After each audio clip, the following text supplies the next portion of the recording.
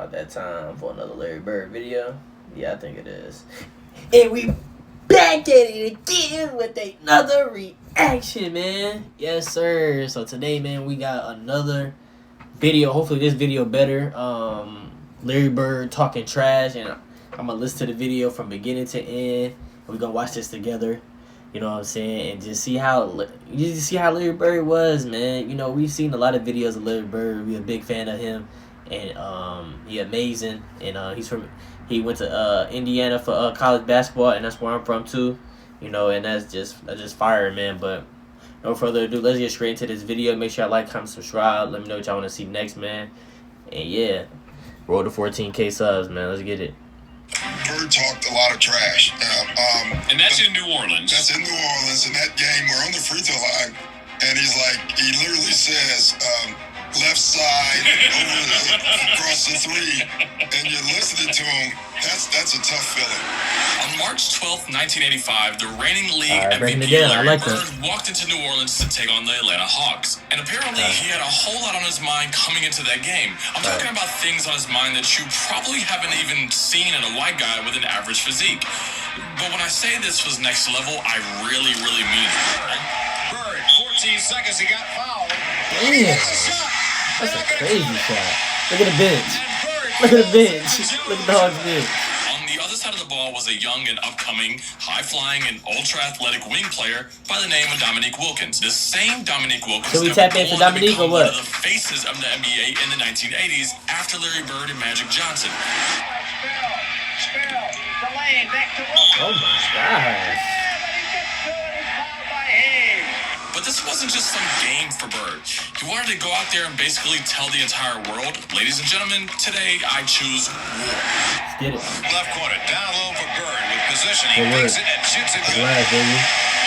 The number one team is reunited. And Dennis Rebound, we need those. Good fake pass. Oh, great pass. Good pass. What a pass. Larry Bird to McHale. Right in the pocket. Dennis Johnson, front court. Find him. DJ up top. Off the screen. Pull up midi. Money. Got it again.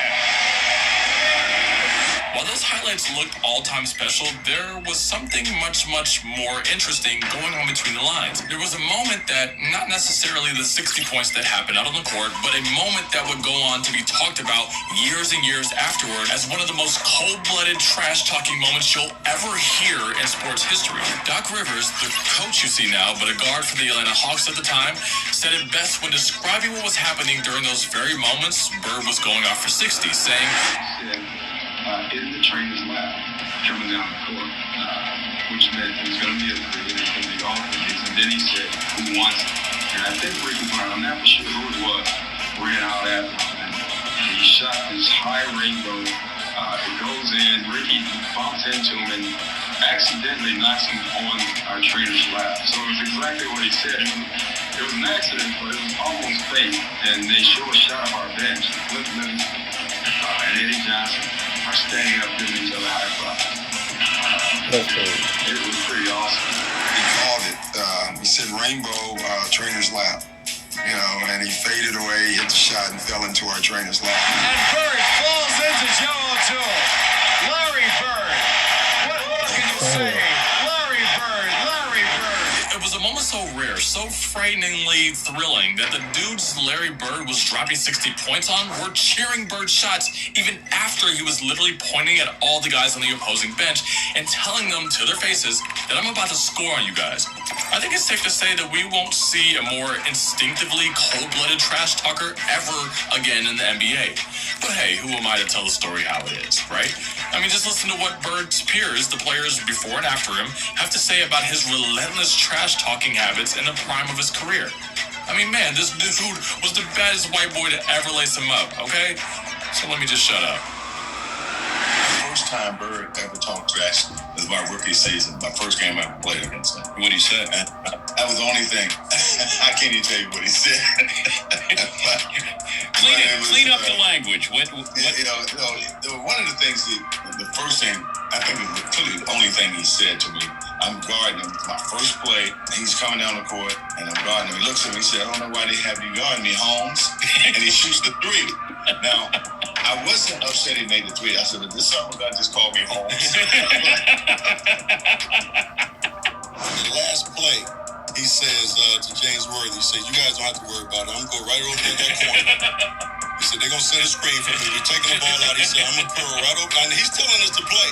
He's telling us to play before they even take it out. He said, "I'm going to go right over to that corner. And I'm going to catch it. I'm going to shoot it. And I'm going to tie the game. That's Win the game, whatever the case may be." They take the ball out. You I think telling it the was either player Danny what you or gonna do the whole play, great and you DJ. execute it. Take the ball out. The man curl right to the corner. Caught the shot. Shot a three. It's like, are you effing kidding me? Bird talked a lot of trash. And that's in New Orleans. That's in New Orleans. In that game, we're on the free throw line, and he literally says, left side across the three, and you're listening to him. That's a tough feeling. We have a play, out of bounds play. I'm taking it out. Larry says, "I'm going to bust off the play, and I'm just going to come out, and I'm going to shoot a three." And I'm like, "We're down 2. I'm like, "No, don't do that." I'm like, let's shoot a 2, please. Go in the hole, try to get fouled. Let's get into overtime, see if we can't win this game. And Larry says, "No, I'm just going to bust a 3 on him." I'm like, "Oh, my God." So he tells the Phoenix bench, he tells the coaches, "Yeah, I'm just fixing to bust a 3 on you guys. Just go home. I'm tired of this."